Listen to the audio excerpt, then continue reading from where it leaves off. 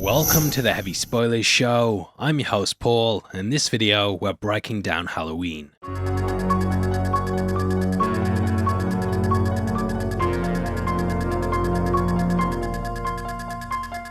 Earlier in the month, we ran a poll to see what you guys wanted as a Halloween holiday breakdown, and no surprises that Carpenter's classic won it out. Throughout this video, we're going to be going through the movie scene by scene to talk about all the hidden details and things you might have missed in it. Now you might be able to hear that I've got a bit of a cold, but it adds some atmosphere to the video, doesn't it? So yeah, if you enjoy it, please hit that thumbs up button, and I'll try to catch more viruses to keep the mood of the videos right. Now Halloween is arguably one of the most influential films of all time. Though it didn't invent the slasher genre, it certainly feels like one of its most important properties, with it paving the way for several films to come. Now the genre really began with both Peeping Tom and Psycho dropping during 1960. However, the genre really hit its peak during 1974 to 1984, with it often being referred to as the golden age of slasher films. Texas Chainsaw Massacre dropped in 1974, with it being followed by Black Christmas and then later Halloween. After that we got Friday the 13th and then Nightmare on Elm Street, which both released during the 80s. Still though, Halloween might have the biggest legacy out of them, with there being several reboots and requels building off the back of it. I think there's just something about Michael Myers that's remained constantly iconic, and he's a character who's still as terrifying today as he was back in the 70s. Now Carpenter was approached with the idea for the film back in 1976 during screenings of Assault on Precinct 13. Producers Erwin Yablans and Mustafa Akkad went to him with the idea of a killer that specifically targeted babysitters. There were rumours that the movie was originally going to be called The Babysitter Murders, but this since has been debunked specifically by Yablans. The film was always going to take place on Halloween night, which Carpenter loved as that had never been a theme in a film. Looking back, it's crazy that it took someone so long to set a horror on that night, and it's pretty wild that this was the first to fully embrace the tradition. There have been some that thought Carpenter somewhat took the idea from Black Christmas director Bob Clark after he'd apparently asked him for ideas on a sequel to that film. Clark said he wasn't planning on one, but he thought that the killer could escape from a mental institution after being caught and then go back and do it all again. He said he would have called it Halloween, but Clark shut down the idea that Carpenter had copied him because he was approached by outsiders with the idea and it was just one big coincidence. Now Carpenter agreed to do it, and he signed on with the stipulation that he'd get full creative control. Paid $10,000, yes, $10,000, he would write, direct and score the film alongside his then-girlfriend Deborah Hill. To be fair, it was the 70s, and Carpenter was still looking to build a name for himself, but to do all that and have the massive hit that it was, you need some royalties off the back of that. Now either way, they started crafting the screenplay, which in total took 10 days to write. Pulling from the Celtic traditions of Halloween, it would center around the idea of evil and how, in the end, you couldn't actually kill it. Looking at the festival of Samhain, this was when all the souls of the dead would break out to wreak havoc on the living, which inspired Michael's big return to town. Stating that they'd show the adult version of the most evil kid that ever lived, they then began building up to what we got. Haddonfield was pitched as a town with a dark secret, and it was supposed to be home of one of the most horrifying events on Earth. Though that evil had been locked up, it had now come back, and it's a tale that transformed cinema. Ooh, sound really cool with a cold. Now they also looked at the idea of haunted houses, which the Myers home ends up becoming. Saying that every town has its own haunted house story, this would be relatable worldwide and give the film mass appeal. I'm sure all of you growing up, you remember there being like a house down the lane where somebody died in or something, and you used to walk past it and kind of think, ooh, I'm not going in there. That's what Carpenter described the tale as, with Myers almost being an embodiment of a curse put upon the town.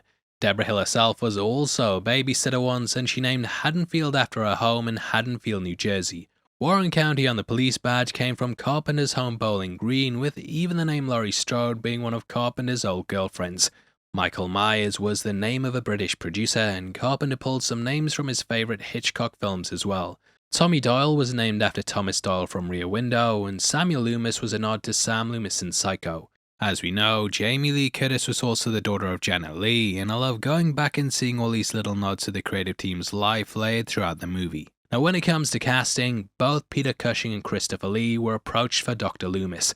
The latter admitted turning it down was the biggest mistake of his career, with Donald Pleasance of course being the one who got the role. The film started off his and Carpenter's friendship, and he'd then go on to star in several of other Carpenter's films.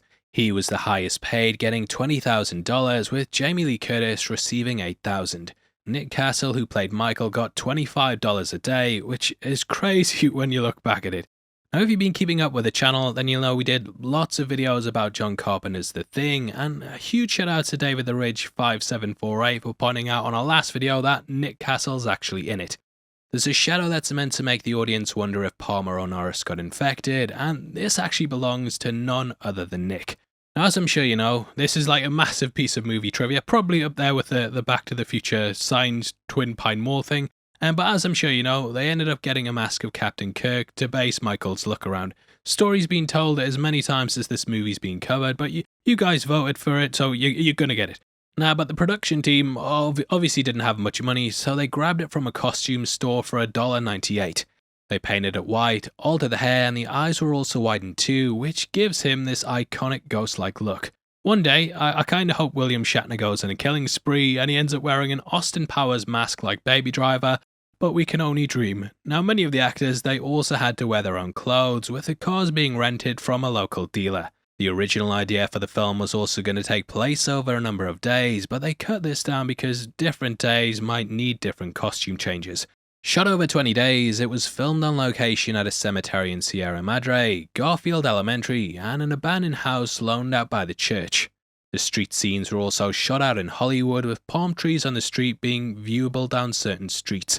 The cars also have California license plates, however they were often kept out of the way to give the idea this was a Midwestern town. Robert Englund also revealed that he worked on the film too, and he said he often swept up the leaves after a scene to then go and use them in others. Yeah, no, it's so funny. I actually had a roommate back when they did the original Halloween, the John Carpenter one, and I wasn't working. He conned me into going to Pasadena one day with garbage bags full of dead leaves.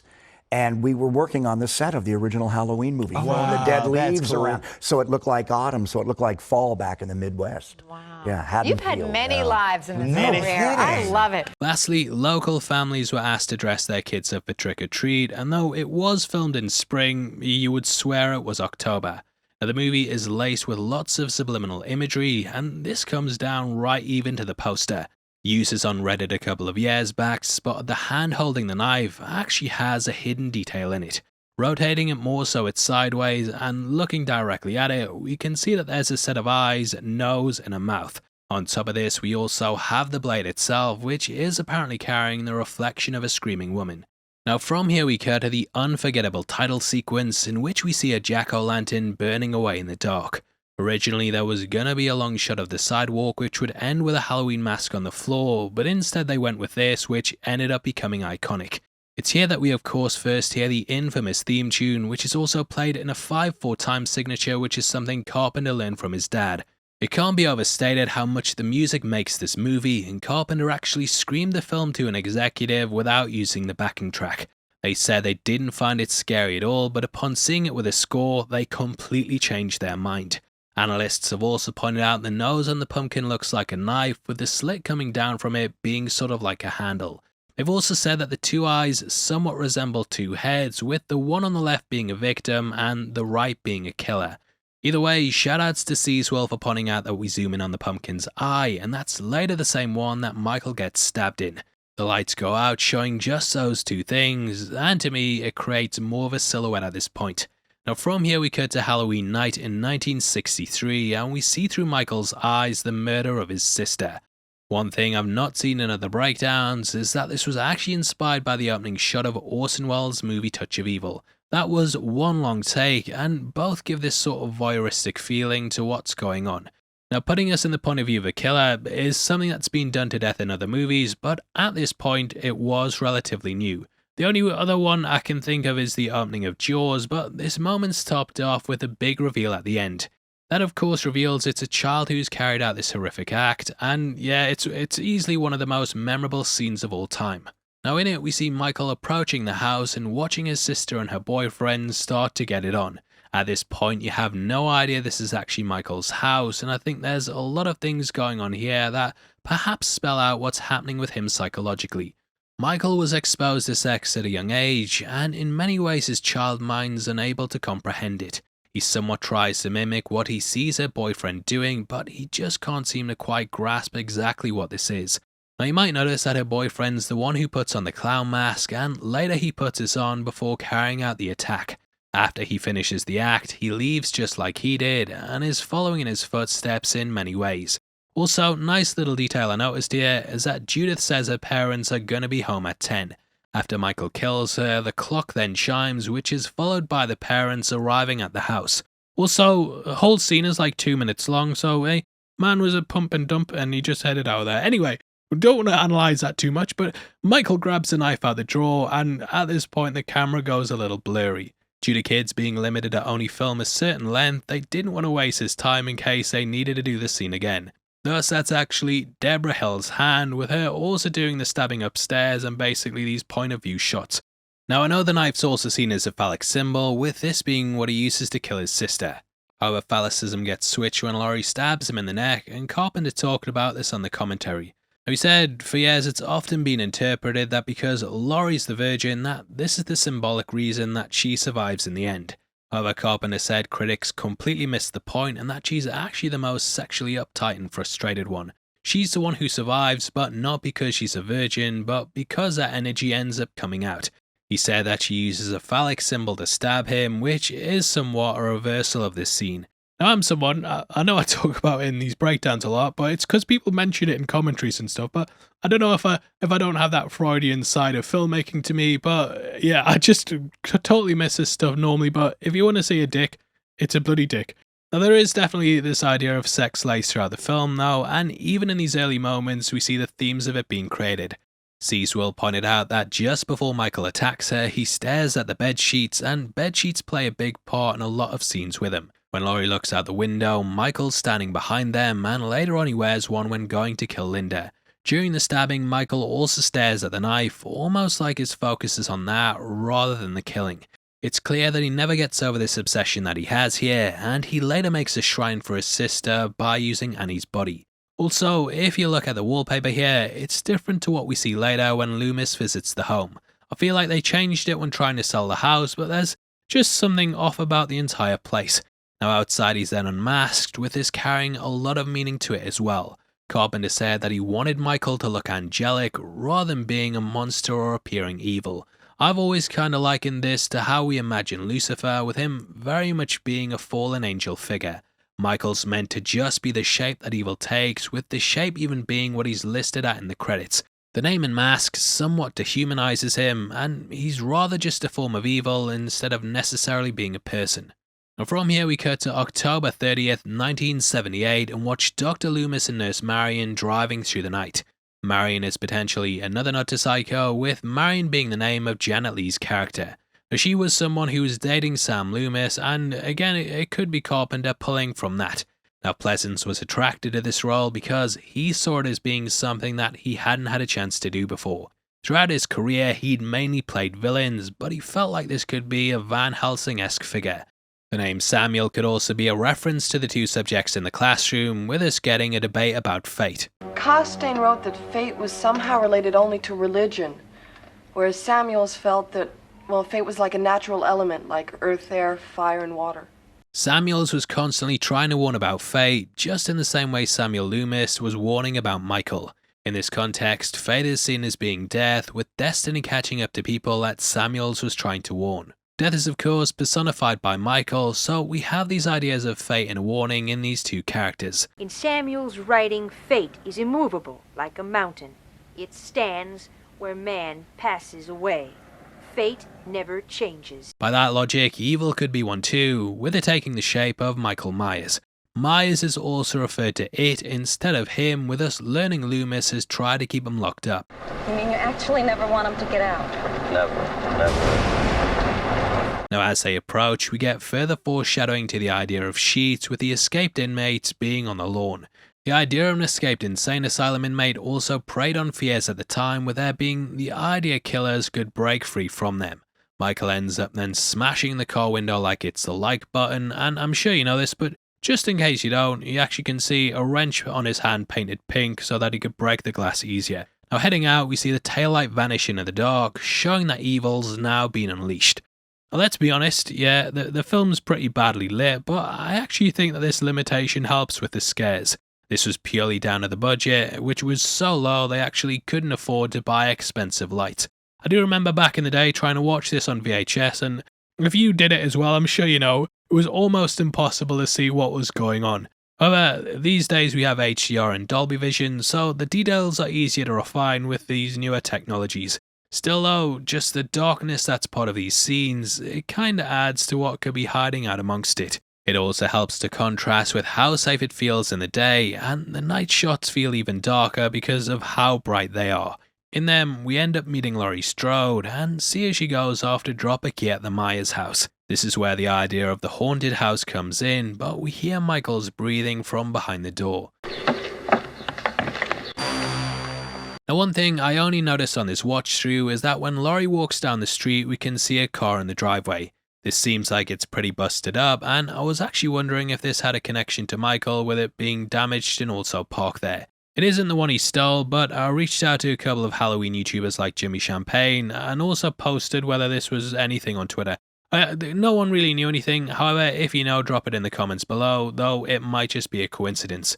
Now Laurie starts singing this song. I wish I had you all alone. Which was actually improvised on the day, but they made a full studio version of it for the 2018 film.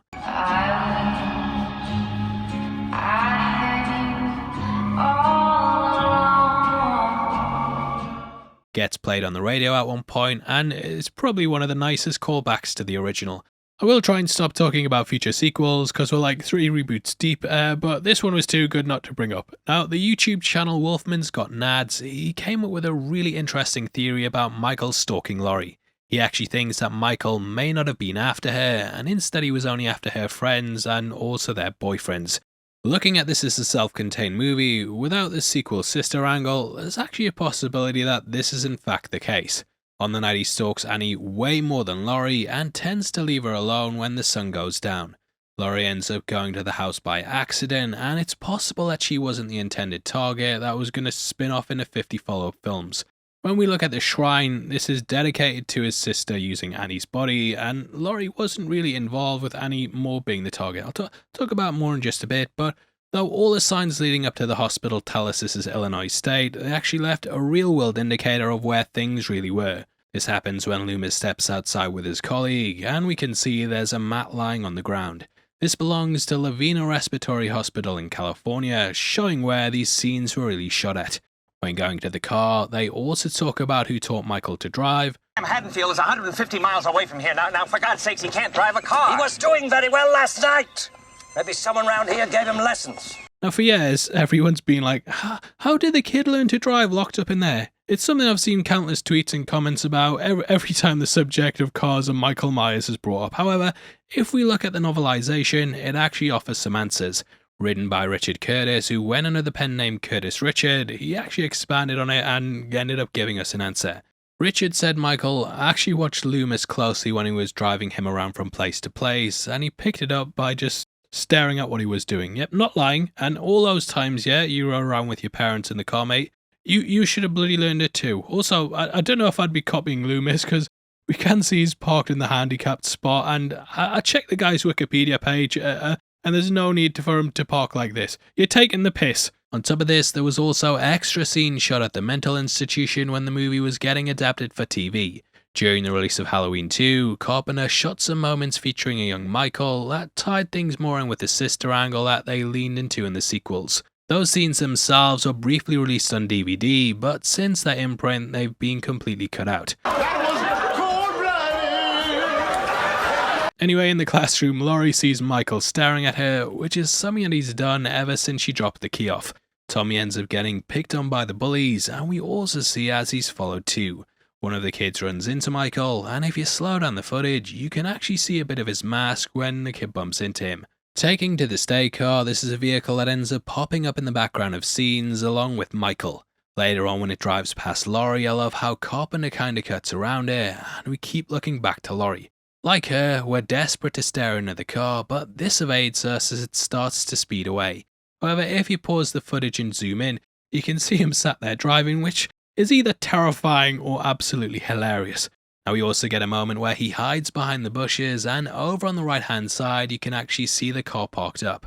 Now from here we cut to Loomis making the 150-mile drive to Haddonfield, which we were told was the journey length when he was at the hospital. Nice little detail here is that we can see that the sign says there's 73 miles left, meaning that the man's just made it past the halfway point. Here he discovers the car off-road, which as we can see belongs to Phelps' garage. This explains how Michael got the mechanic overalls, and we get the mask explained later on in the film. Although it's never out and out said why he wears one, it does allow him to be further dehumanized. Taking away his mask also takes away his identity, and thus he's someone we feel even further detached from. Here Loomis finds what looks like bed sheets again, which as we know was his inmate gown. On the ground he finds a box of matches which he earlier looked at in Marion's car before Michael stole it. Seaswell pointed out that the rabbit on it could be evoking sexual imagery because it somewhat looks like the Playboy bunny. We also have the red blood cover on it, which potentially foreshadows the bloodshed that's to come. Now back at the school, we see lockers outside, which again shows this was in Cali due to the weather constantly being banging. So I've been told, one day me and Philip Molina will meet up, and I'll kill him. I'll kill you if you live in California, I'll kill them all! At this point we meet Laurie's mate, with all these side characters possibly being plays on production designer Tommy Lee Wallace. Tommy could be what inspired Tommy Doyle, with Lee potentially leading into the name Lee bracket. Lastly is Wallace going into Lee Wallace, with these all having links directly to his name. Laurie also talks about how she forgot her chemistry book, and this is possibly because she doesn't have any sexual chemistry.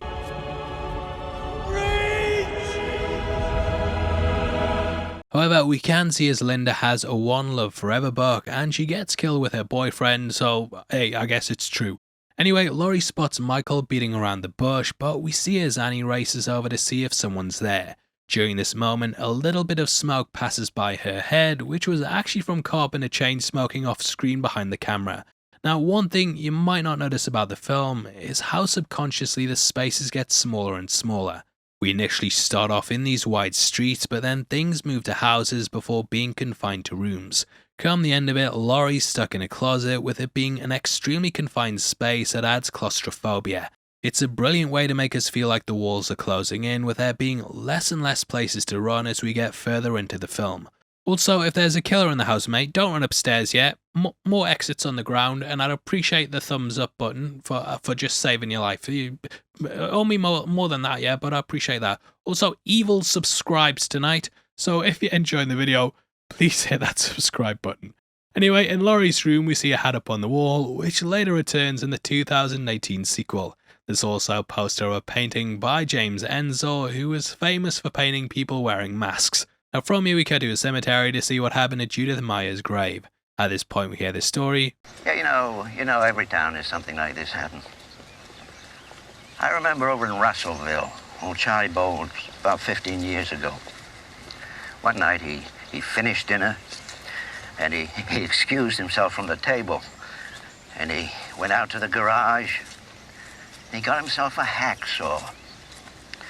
And then he went back into the house, and he kissed his wife and his 2 children goodbye, and then he proceeded... Where are we? It's right over here.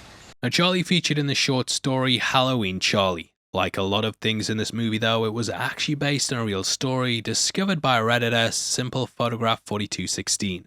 They said they knew him, and that he ran a drive-in movie theatre out in Russellville. Russellville was the user's hometown, and about 30 minutes from Bowling Green and Smith's Grove, where Carpenter spent most of his childhood. They went on to talk about how, though Charlie was no hacksaw murderer, he was involved in illegal activities like bootlegging and gambling. Now this next bit comes from NightmareNostalgia.com, and apparently when he was asked about it, Carpenter said the following. He is the father of an old girlfriend, deceased, and had other things in his life best left unsaid by me. Now this grave being missing confirms to Loomis that Michael's come home, and we then jump across to see Annie and Laurie being stalked by him. I love how you can see the car creepily driving behind them as they move through the town, and they also listen to Don't Fear the Reaper on the radio, foreshadowing the deaths that are about to come. Smoking a joint, we see Laurie coughing up, and this shows that she's not really into the lifestyle of sex and drugs that her friends are. At this point we meet Sheriff Lee Brackett, who would later return in some of the sequels. They're investigating a store that Michael broke into, and he says, What happened? Oh, somebody broke into the hardware store, probably kids. You blame everything on kids. Well, now all they took was some Halloween mask, rope, and a couple of knives. This is of course what Michael's been up to, and it explains how he got the mask. Loomis ends up meeting Lee, and we can also see Michael driving behind the pair. I love how you can just see him in the car checking the corners, and it cracks me up, just sitting there. Don't tell him I said this though, but it's just a very funny image. At this point, Laurie also says how she'd rather go out with Ben Tramer, who's named after an old friend of Carpenter. Dick Baxter, he'd go out with you. I'd rather go out with Ben Tramer. Followed once more by the car again. I think the argument's there about him stalking Annie, as this is her car, and in the following scene he tells out whilst Laurie gets dropped off. Getting out, he begins to stalk the house while hiding behind a tree, further giving the idea that he was mainly after her. In real life, you wouldn't really work your way up through targets until you got your final girl. You'd probably just go after that one first because that's the one you wanted most. Again, we have her being put just below Judith's grave, showing how she may have been the intended target rather than it being Laurie. Either way, that's the new time. And over at Maya's house we hear, Anybody live here? No, not since 1963 when it happened. Every kid in Haddonfield thinks this place is haunted. I actually think there's something extra going on with the house, and other interpretations of taking it down the direction that there's more supernatural things involved. This would be built upon the year after in movies like Amityville Horror, and Carpenter did say he was looking to create a haunted house movie. I do find it interesting that the final shot of the film is of the house, and there may be more going on with it than what we're told initially. Up in the bedroom, they talk about where Judith died, and you could almost take this as the house attacking them. Inside. Also, they do a ridiculous bit with Loomis where he even plays into it to scare off some kids. Chicken! Go ahead, Lonnie. Go in! Hey, Lonnie, get your ass away from there. Now they find a dead dog, and Loomis says, Still warm. He got hungry. probably the most messed up bit in the entire film, that, but nope, just glaze right over it. Now Loomis rattles off one of the most unsettling monologues I've ever heard, and he describes Michael as a child. I spent 8 years trying to reach him, and then another 7 trying to keep him locked up because I realized that what was living behind that boy's eyes was purely and simply evil. This moment is based on an experience Carpenter had in college when he and his class were taken to a psychiatric hospital. He said that he saw a child who just stared at him constantly and described them as having a look of evil that terrified him. With Laurie we watch as she starts slagging off comics. Laser Man. Neutron Man, I can understand why. Tarantula Man. With Tarantula Man obviously being a play on Spider-Man. Over with Annie, the dog starts barking too, and we see Tommy looking out the windows to see Michael standing in the garden. This was actually played by Deborah Hill, and along with Castle, there were several others in the suit. When he unmasks later on, this was an actor named Tony Moran, who was further picked for his angelic features. Killing the dog outside, we see it dropping down and going limp, which was actually achieved by just slowing down the footage so it seemed to lose all life. On the TV, we see The Thing from Another World starting, and Carpenter would later go on to direct The Thing in 1982. I'm sure you've heard that 1,000 times before, but it's a nice little detail now we know where Carpenter's career took him. Tommy constantly keeps asking about the boogeyman, and this of course becomes something Laurie later describes Michael as. I feel like his legend is kind of based around the idea of a creature coming back every Halloween, and it just keeps Myers as a dark figure that makes him seem more like a personification of evil. Annie gets locked in the outhouse, and I love how you can kind of see Michael moving around in the glass behind her as she tries to pull open the door. Back in the house, she ends up answering the phone, and we can also see him standing in the doorway as she crosses the kitchen. As she starts back towards the door, we can also see Michael's shadow disappearing as he quickly shuffles off because he doesn't like being on camera. Now back in the living room, we see Lindsay watching TV and can hear Forbidden Planet's about to go into a commercial. Turn off the lights. Don't go away, cause here's a scene. Great bit of attention to detail as they then leave the house and cross the street, which is when they arrive at Tommy's. The movie's just starting up again after the break, which I think is a brilliant bit of continuity. How'd you like that, kitty? Hey, I'm in here. And now, the horrifying conclusion. Big shout out to Matt Gower for pointing that out, and Laurie later tells Tommy and Lindsay to run to the Mackenzies. In Scream, Casey Becker's dad tells her to go to the Mackenzies, which comes full circle in H2O, and Laurie says go to the Beckers. Yay, we live in a little murder town. Anyway, Annie ends up leaving Lindsay's with her, but we know Michael was stalking her as he was behind the car just before she reached the house. Annie's then killed, with this sort of being our first real look at Michael, but it's obscured by the misted up glass. Back with Tommy and Lindsay, we can also see a Howard the Duck comic, which was titled Repercussions. Not sure if there's a deeper meaning to it, but it was released June that year, which hints to when the movie was actually shot. Now we see Michael carrying Annie into the house, and at this point the murder spree continues. Linda and her boyfriend are killed, with Michael impaling the ladder against the wall. It's such a memorable moment, and Michael later goes to Linda wearing his glasses in the sheet, which I always took as Carpenter kinda acting like this was his newly created ghost. The boyfriend going downstairs could somewhat echo his sister too, who went downstairs, only this time Michael caught him.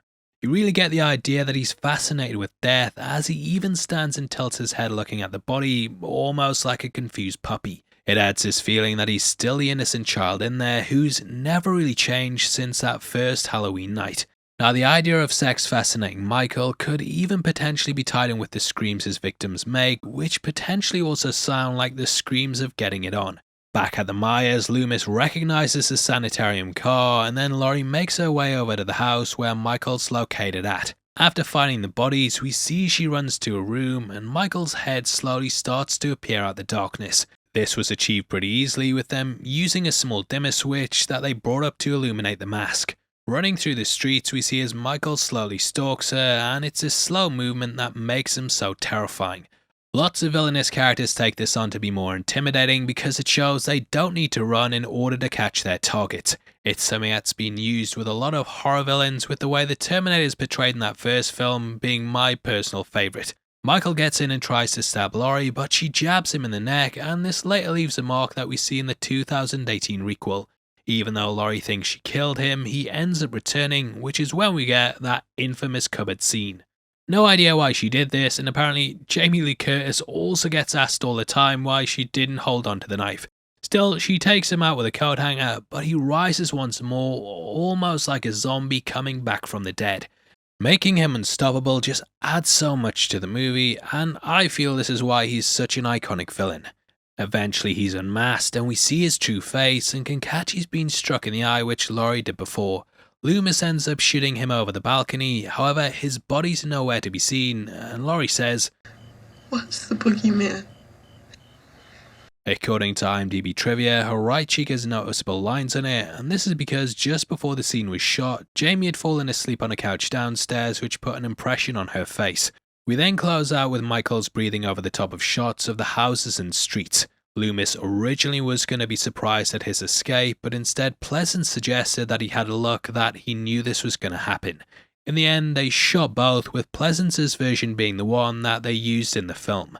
This implies Michael is out there, and he could be anywhere down any street.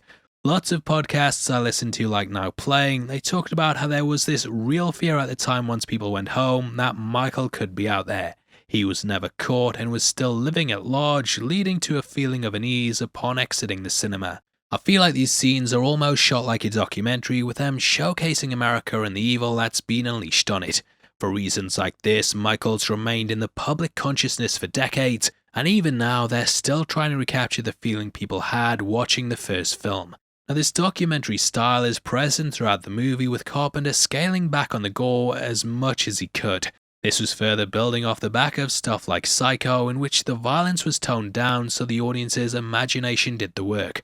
I think it really is another thing that makes this movie stand out, as we create the violence in the film rather than witnessing it. Now I hope you've enjoyed our trek back through Halloween, and obviously if there's anything we missed then please drop it below. And I always get comments like, "This has all been said before, you rubbish," but it's difficult trying to find 30 minutes worth of new details in a movie that's almost 50 years old, mate. What I try and do though is I just pile everything together, sort of make the best definitive collection of trivia I can, and I hope you enjoyed. As always, shout outs to sources who helped out this video like C's World, Jimmy Champagne, Wolfman, Now Playing, and yeah, there's so many people out there who contributed to every little bit of this film being picked apart. Now, I did discover that Shatner actually found out about the mask using his likeness and that he ended up trying to sue for past royalties. He donated this to charity, but apparently the case could have been dismissed easily as he doesn't even own the rights to Captain Kirk. Now, that poll we talked about at the start of the video as well, that had The Ring coming second place, and I treated myself to the Ringu and also the Ring collection, so we will be covering that in just one big breakdown. We'll be doing that next time, with it hopefully dropping just before Halloween, but it just depends how schedules are, as there's a lot of things in October. Anyway, if you want to listen to those videos early, then please click the join button. We drop the audio for members as soon as that's finished, and then follow up with the video once that's been edited. Means you can listen to it like a podcast or watch it when we have it ready, and it massively helps support the channel for less than $1 or £1 a month. If not, then thank you for your support anyway. I know times are tough, I don't blame you, but if you could leave a thumbs up, that would be a really good way to help us out for free, and it makes a massive difference. Now, if you want to see another Carpenter classic being broken down, then please check out our recent Thing one on screen right now. Talk about lots of little things in the film, we debunk the kerosene theory once and for all, and we'll just talk about how much we love that movie because it's absolutely fantastic. Now, without the way, a huge thank you for clicking the video. Hopefully my voice hasn't been too bad, and I'll hopefully also see you on the next one. Without the way, you take care of yourself, enjoy Halloween, and yeah, have the best month possible. Peace.